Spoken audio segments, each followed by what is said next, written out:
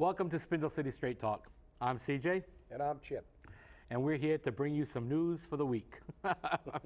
And was it an interesting evening yesterday? We had a little bit of contention going on. And the first thing I have to say is 2.5 hours for a real estate committee meeting because nobody could make up their mind what they wanted to do. Don't these people look at what's going on? I mean, this was unbelievable. We sat there. I mean, Chip took this as a personal attack on him. Every time he comes in, they stretch it out. And the worst part about it was they went right into the City Council Finance Committee meeting and the regular City Council meeting. It was unbelievable. All to kick everything out and kick it back for another RFP. Unbelievable. What a mess that was. And I'll tell you now, I wasn't impressed at all. Was not impressed. But it made for an interesting night, to say the least, because we started off with a whimper, in my opinion, and it kind of ended in a bang. I know that this morning that the radio station was tendering phone calls, and they really didn't want to talk about it, and they put somebody else on the air to talk about the history of football. Not exactly what I was looking for. And we basically told them facts, and I think Chipper said it well last night when he turned around and gave them a Russian proverb.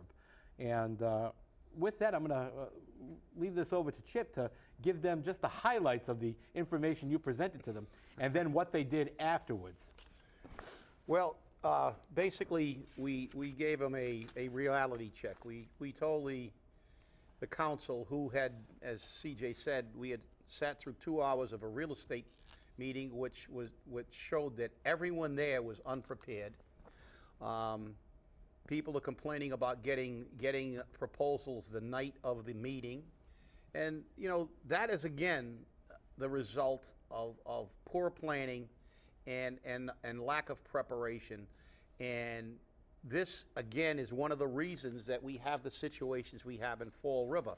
And the other reason is that we tend to look at the city through rose-colored glasses and listen to all the BS that they throw us all the time and never works.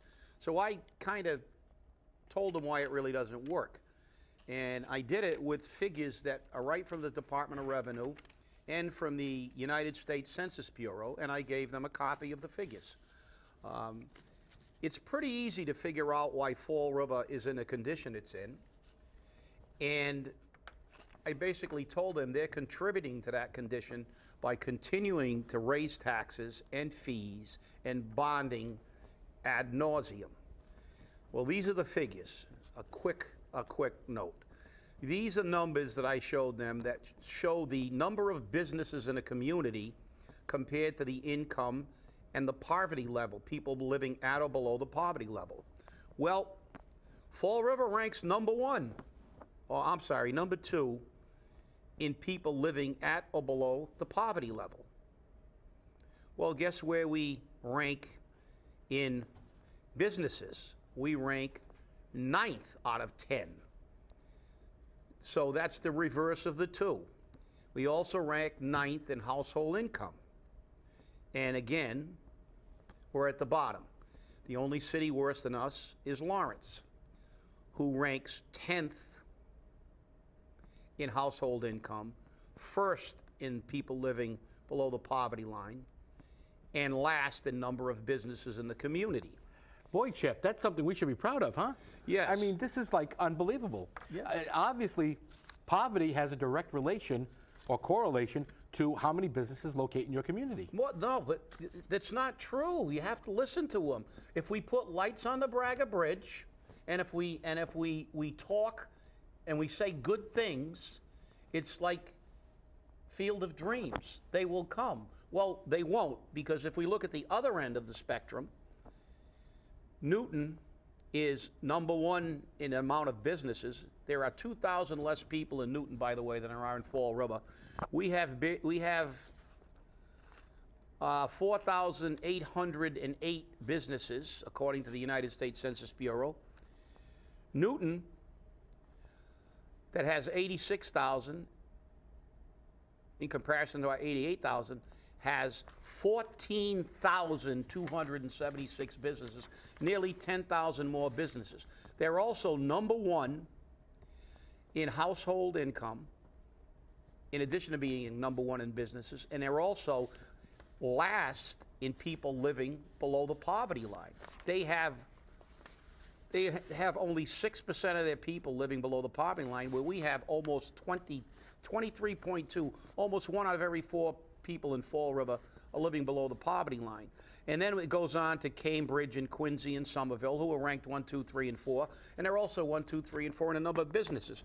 So it seems all the rocket scientists at the Office of Economic Destruction and all the other people and our state representatives haven't figured out that the way to keep businesses and attract businesses actually to have people who have money to spend. You know, that's interesting. I mean, you mean that it's actually necessary to have money to spend to keep a business afloat? What about all those TIFs we give out? I mean, really, we give all these businesses TIFs to stay in business, but there's nobody here to spend the money. So how can that happen? You know, this is like a no-brainer in my opinion. Well, you've got to realize the way they do economy. You know, they've got this economic vision, and you don't have to be Milton Friedman to figure this out. The fact is they give TIFs because they say they bring jobs. Well, they're here because they're getting a TIF, and they're paying basically minimum wage. So nobody gets far above the poverty line, and the fact is that that's not what cures our problems. We have a state senator who is opposed to the increasing the minimum wage, and he wanted it reduced, and he wanted it over a very long period.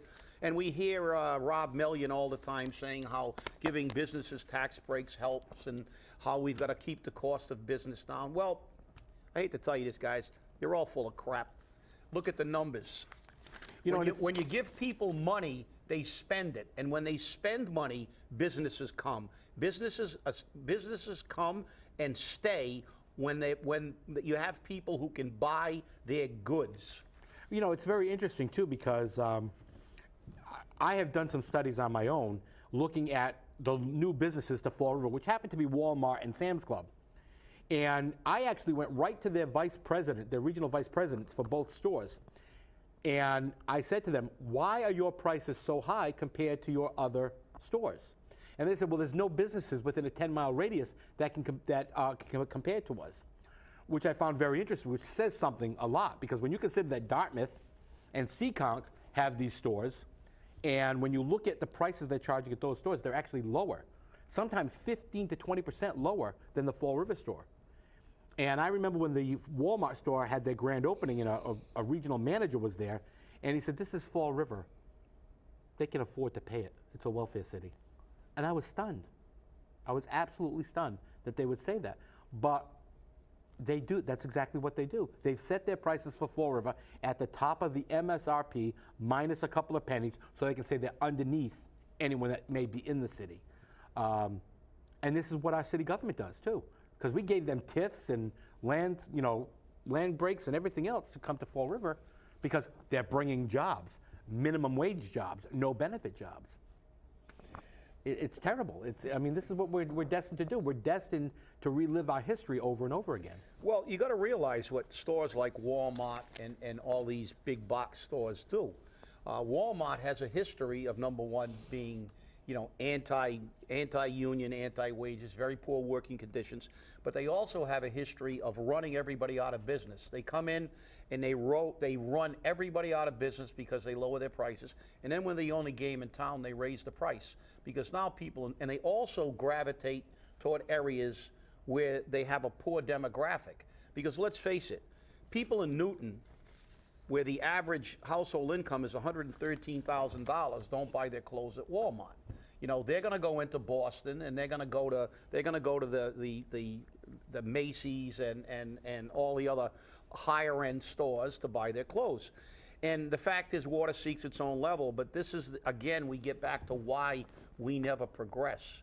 We've never progressed because everybody wants to deal with bringing businesses in, and nobody wants to get and realize the fact that the only way to get anybody in here besides Walmart and the low-end stores that deal with poor demographics, is to try to keep the taxes down, try to put as much money as we can in the pockets of the people that live in Fall River so they can spend it. The fact is, if you don't have money, you won't have businesses or stores. The business will come in, they'll employ people for minimum wage, and the facts speak for themselves. We didn't make these up.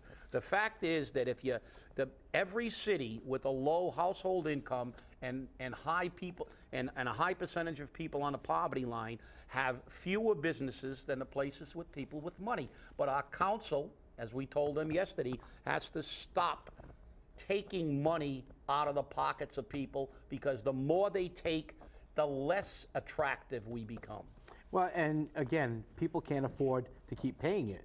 And, how can grandma, who's on a fixed income, afford to pay another, $75 a quarter for a water fee, a rainwater fee?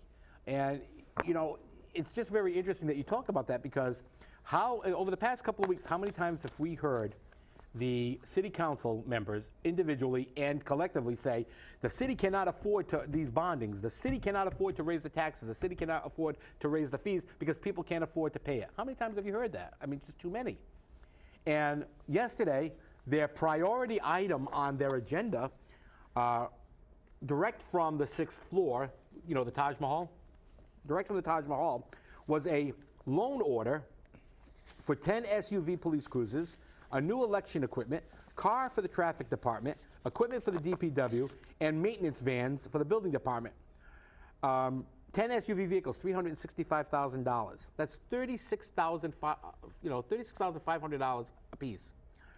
I checked online, I did some research, and the base cost of that vehicle is $23,600. So I'm assuming that the balance of that is to put in all the equipment, the computers and radios and everything else they need. But why do they need 10 SUVs? Well, it's not only that.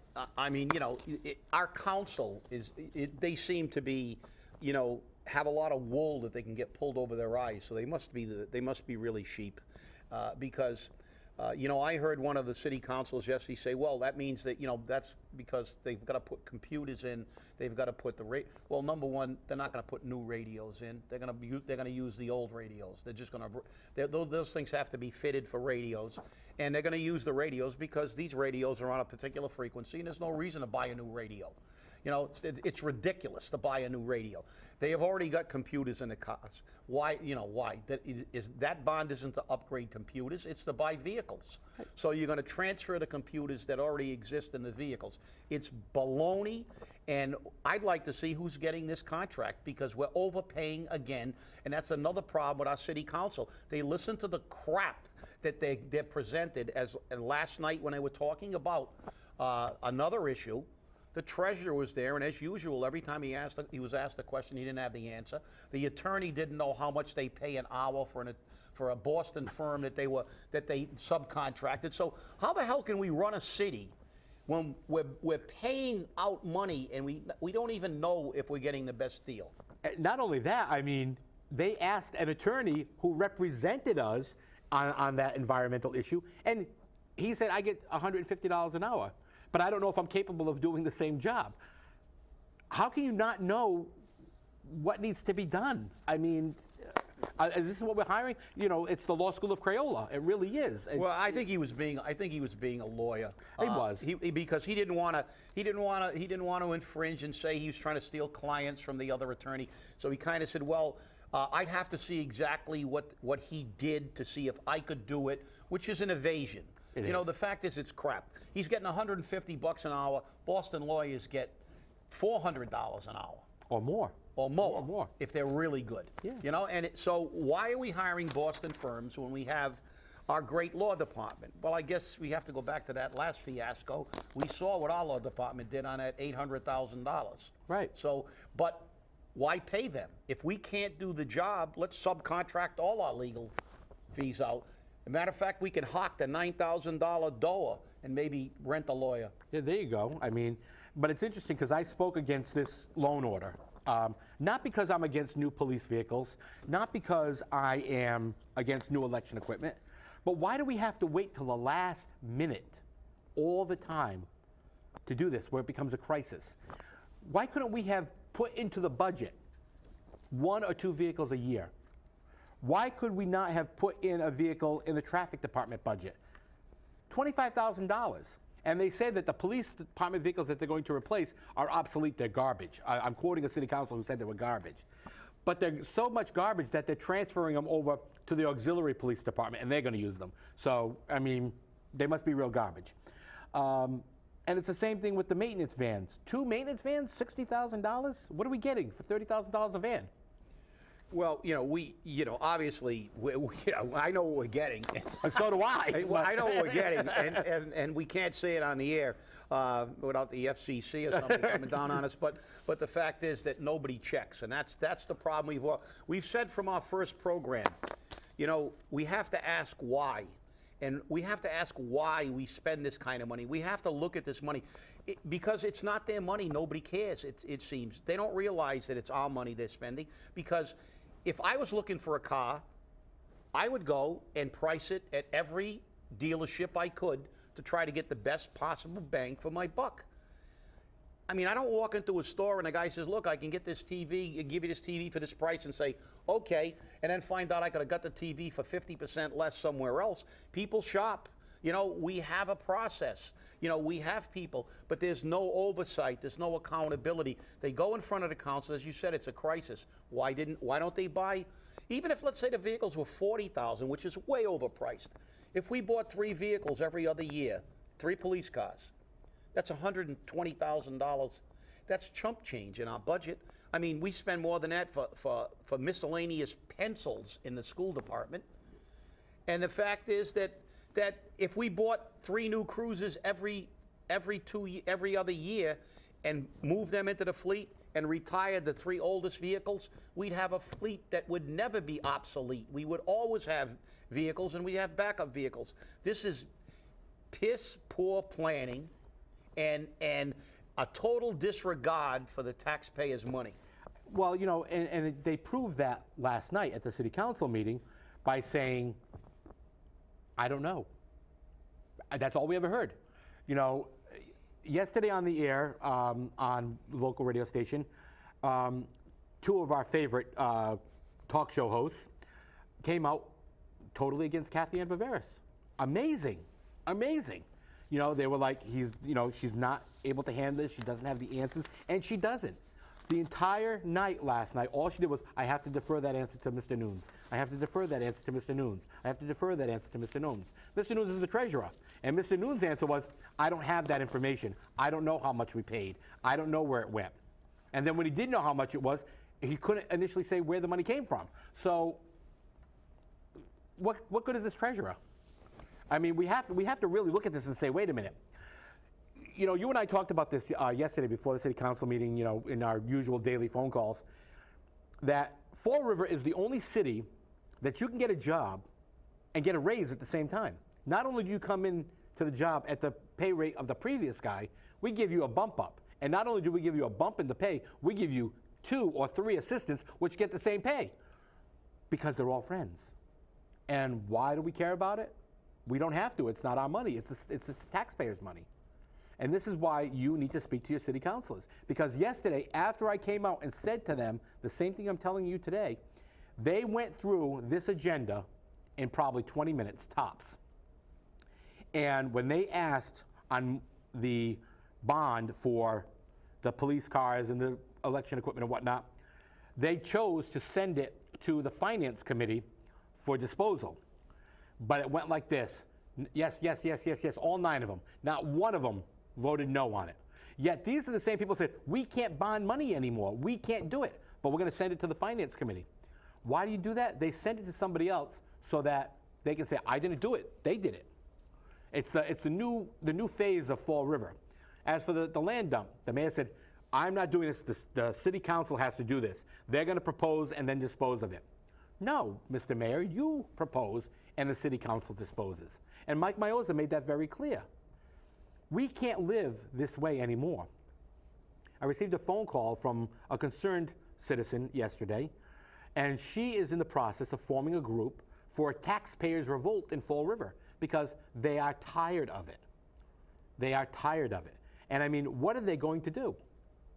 You know, we can scream, rant, and rave all we want, but falls on deaf ears. I really think Belltone should go into the city council's chamber and hand out hearing aids, because they never seem to hear anything we have to say. Even when we eviscerate them, they don't listen to us. I mean, you saw that yesterday. Well, you know, they all nod their heads and they take some notes and they look when we give them these figures, but they just don't seem to pay attention. If I was a sitting city councilor and I watched this dog and pony show that they have with every real estate transaction, I would be, I would be calling it for an investigation into every department.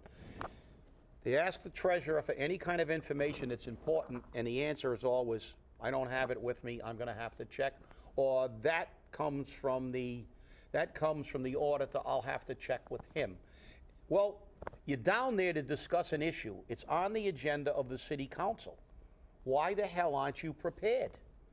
And I've never heard a city councilor say, why aren't you people prepared? There was an issue yesterday where they got a bill from the Boston attorneys, and a city councilor asked, well, how much does this attorney get an hour? Well, we don't know. Nobody knew. The law department didn't know. The treasurer didn't know.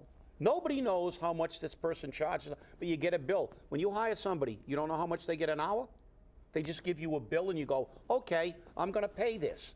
And you work 2 hours in my house and I got a bill for $42,000. Okay, all right, I guess you get like $21,000 an hour.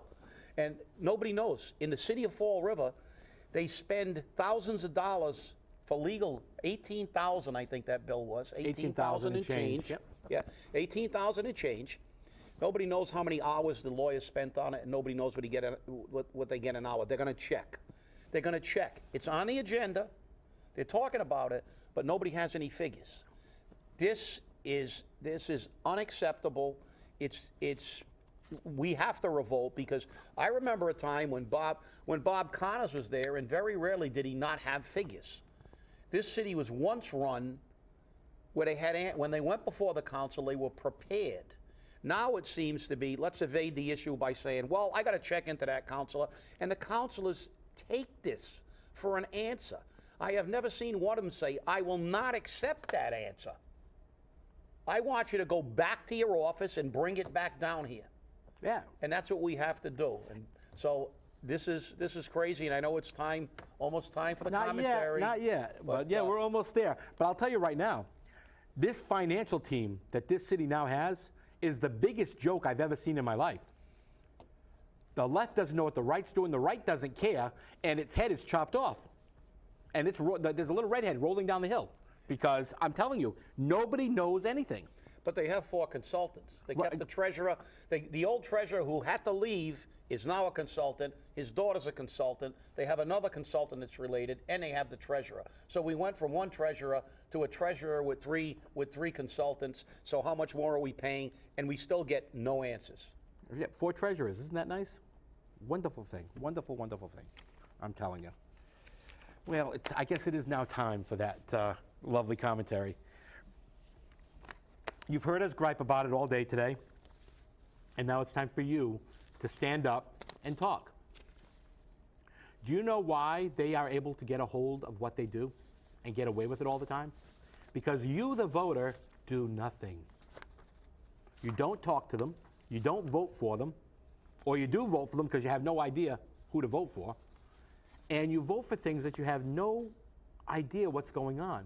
You voted for a $10 million bond to repair flooding problems, because everyone knows what Stafford Square looks like, and the Stafford Square pictures are the ones that they use, yet that bond does not address Stafford Square at all. And then you start complaining because now to pay for that bond, they're going to raise your water fees. $75 for rainwater, a quarter, over the period of time. Increasing water and sewer fees over the period of time. We sit in a city council meeting this week, and we hear about $377,000 of a $400,000 grant get paid to a group called the Beta Group, which is nowhere to be found, and they don't send anyone to tell the city council what they do, how they do it. All the city council has told us, well, the grant requires that we hire an outside engineering firm to do all this work. And this grant's supposed to cover between 10 and 15 different sites, yet they've already spent $20,000 and $377,000, so there's no money left. Because if the lawyer's going to get $20,000 every time he does a site, and this beta group gets $377,000 for all these sites, where does the rest of the money come from? And you're not told. And the city council's not told. Because either A, they don't care, B, they're in cahoots with the whole system that's causing the problems, or C, it's too much trouble. And that's unacceptable. These people were elected to represent you, the people. Not me, not Chip, but all of us. And whether you voted for them or not, whether you like them or not, that's their job. But it seems to me that people are having a tough time doing their job. And I saw that at the real estate committee meeting when a city councilor came out in favor of a proposal who wasn't even on the committee to say one of the proposers has given his heart and soul to the city of Fall River and has, done everything for the city of Fall River and put his life into the city of Fall River, and that should be worth something when we're considering these proposals. And that's the problem. Everything is by who knows who, who's done what for who, who's given the most money. And that's why Fall River is the way it is. We are very soon going to be in receivership. Whether the city council wants to hear it, whether the mayor wants to hear it, may the four treasurers want to hear it, or the auditor want to hear it. The way we're spending money is unacceptable. And our city council says, I'm all against bonding, but when it comes up for a vote, it's yes across the board. It's very obvious that our city council has more than two faces. Question is, what face are they talking out of when they talk to you? Because when they sit on that council, they talk out of another one. And then when they talk to us, it's a third face. There's just too much going on. And there's not enough truth coming out of it. It's always evasion, lies, and I don't know. And if that's how you want your city government to run, we're all for it. You wonder why Fall River's dying the way it is? Because nobody steps up and takes the bull by the horns and holds these people accountable. There's an organization known as the Citizens Alliance for Accountability in Government. You can find them on Facebook. Join them. Find out what they stand out about, because their whole tack is to get responsibility and accountability in government. A word that I actually heard for the first time out of a city councilor yesterday.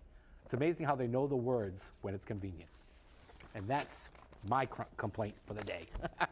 Well said. And I will give you the quote that CJ referred to. Since the Olympics are being held in Russia, I chose a Russian proverb, and I think it really kind of encapsulates this show, because that's sometimes people don't like what we say, but this is the proverb: better to be slapped with the truth than kissed with a lie.